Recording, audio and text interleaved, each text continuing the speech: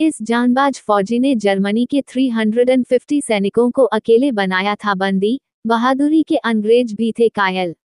बहादुरी से लड़ते हुए सिर्फ 20 साल की उम्र में चंबा के गब्बर सिंह नेगी वीरगति को प्राप्त हुए और तभी से उत्तराखंड वासियों को उनकी वीरता के किस्से सुनने को मिल रहे हैं।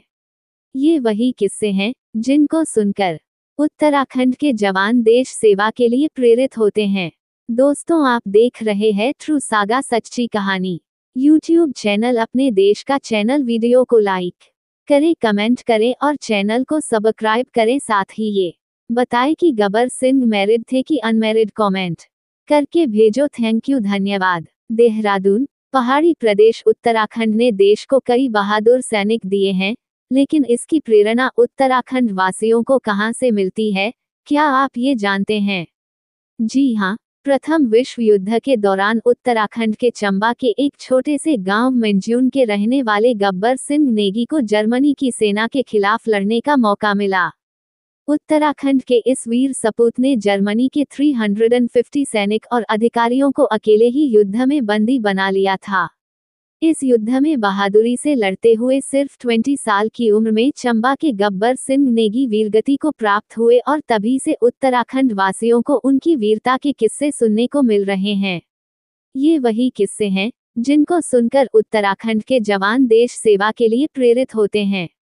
लोकल से बातचीत में गब्बर सिंह नेगी की प्रपौत्री अंजू नेगी कहती हैं कि वह अपने बचपन से ही अपने परदादा के किस्से कहानियां सुनती आई हैं।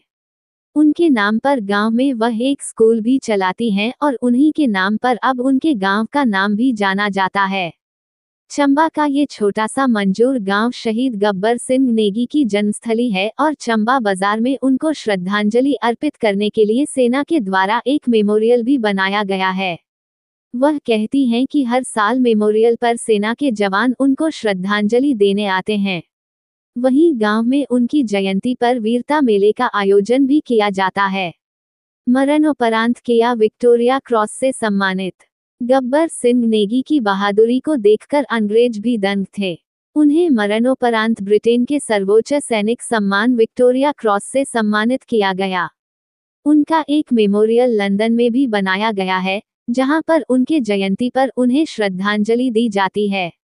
उनकी बहादुरी की वजह से ही युद्ध में ब्रिटिश सी को बढ़त मिली थी। गांव में उनके जन्मदिवस पर एक मेले का आयोजन भी होता है, जिसमें उनकी वीरता के किस्से लोगों को सुनाए जाते हैं। ये परंपरा 1925 से लगातार चली आ रही है।